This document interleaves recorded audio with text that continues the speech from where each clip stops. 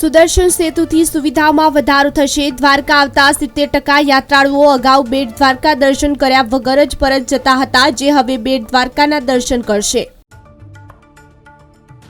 ગુજરાતનું સૌથી મોટું રેલવે સ્ટેશન તોડી નવું બનાવાશે। 3 વર્ષમાં સૂર્ય મંદિરની થીમ પર બનશે સ્ટેશન।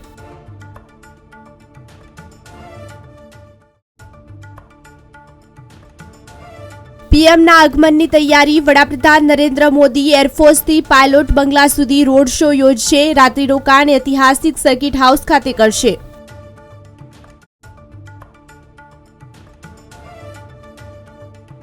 યાત્રાધામ શામળાજીમાં મહાપૂર્ણિમાની ઉજવણી। ભગવાનને 5 જાતના ફૂલોના હારનો શણગાર કરાયો। અબાલ વૃદ્ધ સૌ કોઈ મોટી સંખ્યામાં દર્શન માટે ઉમટ્યા।